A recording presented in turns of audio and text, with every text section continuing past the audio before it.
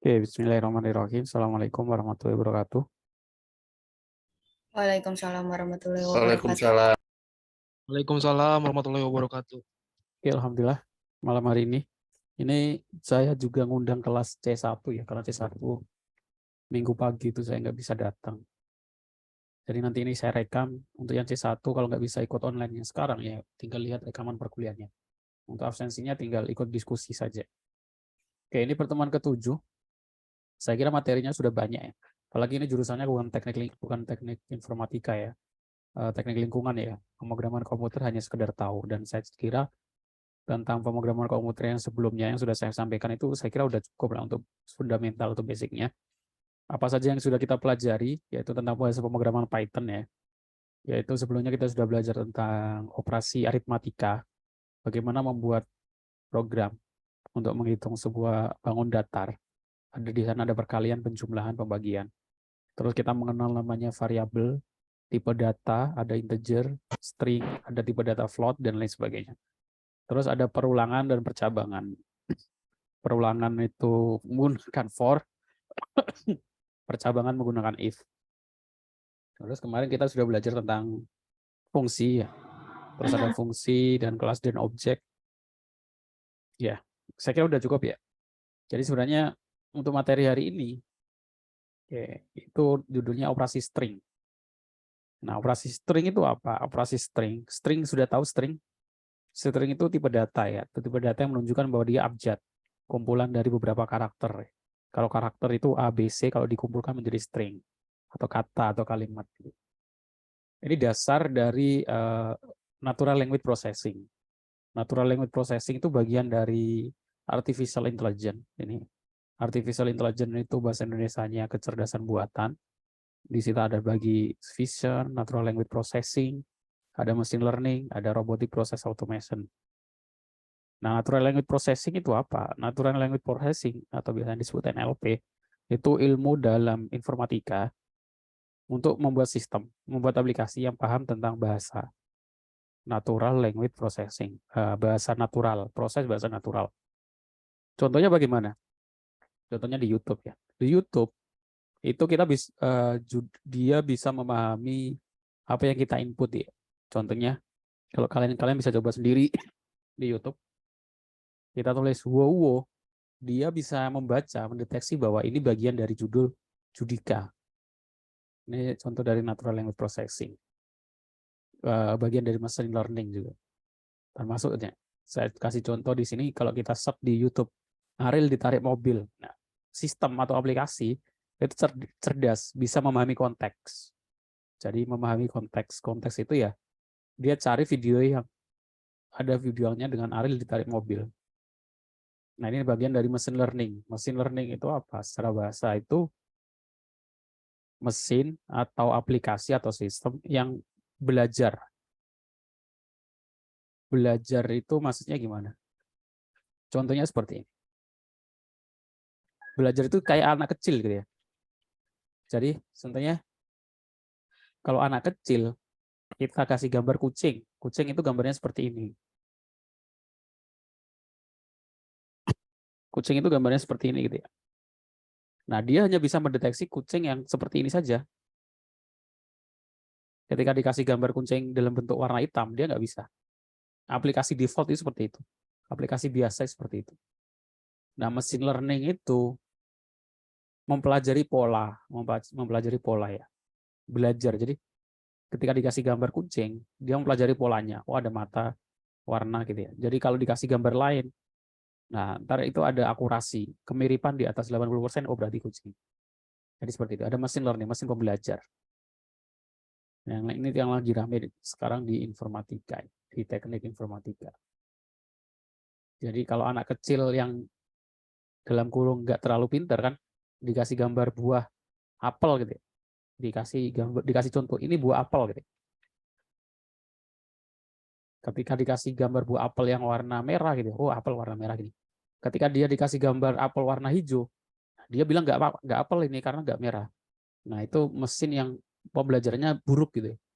Tapi kalau sistem yang sudah bagus, dikasih gambar apel, dia bisa mendeteksi apel dalam bentuk entah merah atau biru. Jadi dia belajar.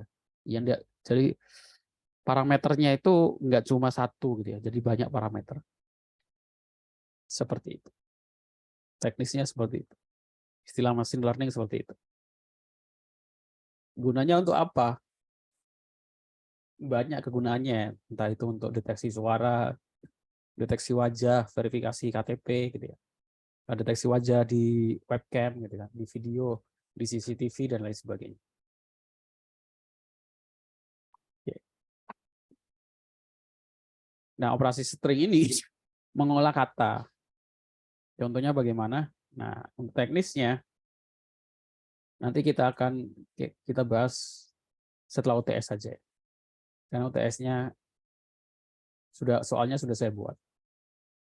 Nah, untuk yang sudah datang, saya kasih kisi-kisi UTS-nya. Jadi nanti open book dan laptop, tapi close handphone ya. Handphonenya nggak bisa dibuka, nggak boleh dibuka. Jadi silakan bawa buku dan laptop. Nanti tugasnya ada 3. Mencetak angka, genap, ganjil, sama membuatlah fungsi pemrograman menggunakan persegi panjang. Fungsi. Udah itu saja. Jadi disiapkan dari sekarang. Siapkan laptopnya. Pengumpulan tugas UTS-nya bagaimana? UTS-nya jawabannya ditulis di soal jawaban. Saya kira mudah lah. Tinggal ditulis di lembar jawaban pakai tulis gitu aja. Ditulis kodenya. Oke, sampai sini ada pertanyaan? Izin bertanya, Pak. Ya, silakan. Sebelumnya, Assalamualaikum warahmatullahi wabarakatuh. Waalaikumsalam warahmatullahi wabarakatuh. Ya, Pak, saya ingin bertanya, apabila ada mahasiswa yang terbentur antara UTS dan kerja, apakah ada kebijaksanaan lain atau mungkin solusinya, kalau Pak? yang nggak bisa ikut UTS kan ada banyak kendala, entah itu belum bayar SPP, ada kendala lain, silakan ikut UTS susulan. Itu saja. UTS susulannya tanggal berapa? Kalian bisa lihat di kampus kan ada pengumuman UTS susulan tanggal berapa. Kalau UTS susulan nanti online ya, lewat e-kampus. Oke. Tapi nanti ada perbedaan ya, aturan dari bukan kebijakan dari saya sih, kebijakan dari kampus. Kalau yang UTS susulan itu maksimal amin, nggak bisa A. Oke. Ya, baik. Terima kasih, Pak. Ya, sama-sama. Oke, ada lagi pertanyaan? Cukup? Cukup ya? Izin tanya, Pak. Ya, silakan. Itu, Pak, kalau yang lagi belum keinstall aplikasi Python-nya kan juga banyak teman-teman, Pak. Apa harus pakai aplikasi atau bisa Python online aja, Pak? Python online nggak apa-apa. Kan jawabannya itu ditulis di lembar jawaban, ya. Nggak dikumpulkan dalam bentuk file. Baik, Ya. Pak. Terima kasih, Pak. Ya, sama-sama. Kalau bisa sih diinstal sih, kalau ada kendala. Kalian cari aja tutorial di YouTube install Python. Kebanyakan kalau belum itu karena belum install pad-nya. Pad, tulis aja pad Python Windows 10. Pad Python. Pad Python Windows 10. Jadi biasanya ada yang bahasa Indonesia. Tambahkan di.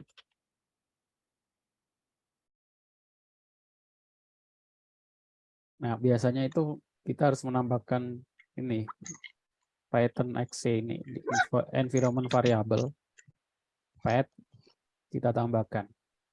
Kalau masih nggak paham ada di YouTube sih saya kira. Kalau nggak kalian restart dulu laptopnya. Environment edit system environment variable, kita environment variable, klik pad. Nah, di sini harus ada Python. Nah, ini. Kalau nggak ada, nggak bisa. Lokasi Python-nya di mana? Kalau di C atau di D. Terus kalian cek di command prompt ya, CMD, kalian tulis Python min version. Nah, kalau muncul Python terus versinya, itu versi 31, 32, 39, berarti udah bisa. Nah, kalau Visual Studio Code, VS Code, salah. VS Code-nya juga harus diinstal Python.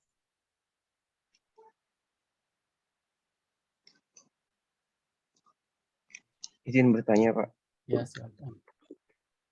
terkait aplikasi VS Code dan Python. Nah, saya sudah berulang-ulang juga ya Pak ya, nanya sama teman, sama Bapak sendiri pun, tapi alhasil tetap tidak bisa di-run. Lalu ada notifikasi terkait saya itu permasalahannya di extension-nya Pak. Mungkin dari Bapak ada solusi atau arahan yang lain Pak. Ya, kalau VS Code nggak bisa, coba cari IDE Python. Pakai Atom. Atau buka YouTube. Atom ini IDE yang populer juga 2-3 tahun yang lalu. Atom, Python, Windows. Nah, bahasa Inggris sih kalau nggak terbiasa ya tambahkan cara. Nah ini.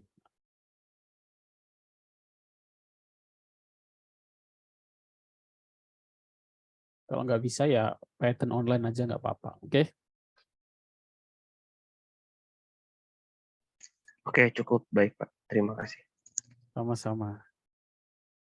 Kalau nggak bisa sebenarnya nggak pakai IDE itu bisa ya. Nggak pakai IDE itu bisa. Caranya kita pakai Notepad. Kriptografi Python. Saya buat new file.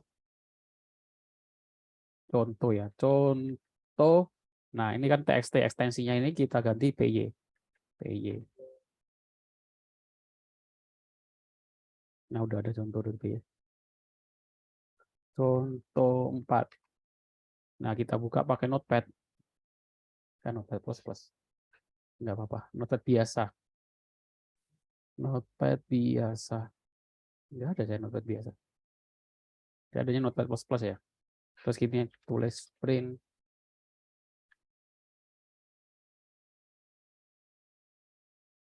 Coba.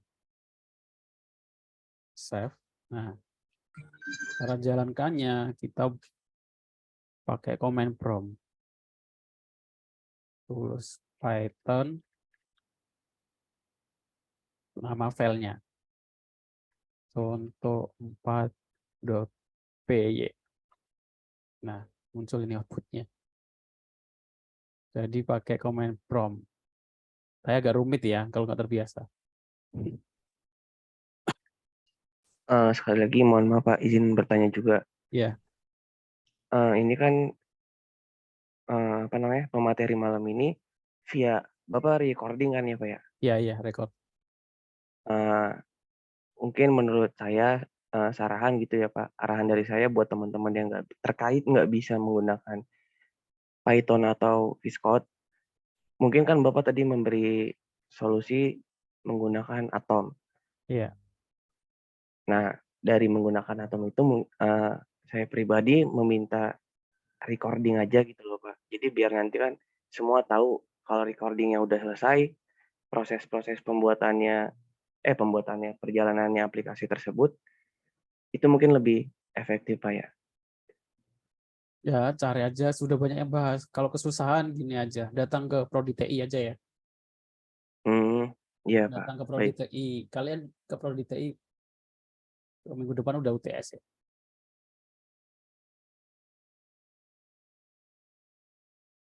Kalau yang nggak bisa Python, sementara online dulu nggak apa-apa. Ya. Tapi karena Baik, kadang baik. WiFi kampusnya ini lemot, jadi tethering lewat HP ketika UTS. Oke? Iya, baik Pak. Terima kasih. Iya, sama-sama.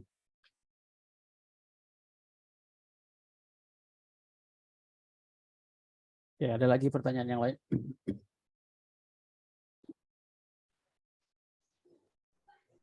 Bapak maaf, untuk materi class and object itu kan kemarin belum sempat disampaikan ya. Ya, kelas dan objek Kira-kira belum. kapan ya Pak? Ya, nanti setelah UTS juga. Enggak, kelas Karena B1 juga. karena di UTS kan nggak saya tanyakan kelas dan objek. Jadi kita bahas nanti setelah UTS. Di UTS yang saya Baik, tanyakan terima cuma kasih. perulangan sama percabangan aja ya. Oke? Siapa? Ada lagi pertanyaan sama fungsi. Buat fungsi. Kecuali nanti kalau UTS saya tanyakan kelas dan objek, jadi saya harus jelaskan juga. Siapa? Ya. Dan kalian sih teknik lingkungan ya. Jadi yang paling berguna itu operasi aritmatika ya, perkalian penjumlahan. Siapa tahu nanti ada hubungannya tentang. Kayaknya nggak ada sih. Oke, kecuali kalau nanti buat program gitu ya skripsinya. Bisa aja. Ada lagi pertanyaan? Nggak ada? Sudah cukup. Cukup ya. Yang nggak bisa datang nanti minta untuk lihat rekaman perkuliahannya sebentar lagi. Setelah ini saya upload di YouTube. Oke? Terima kasih untuk yang sudah datang. Saya akhiri. Assalamualaikum warahmatullahi wabarakatuh. Waalaikumsalam. Waalaikumsalam warahmatullahi wabarakatuh. Terima kasih Bapak. Terima kasih, Pak.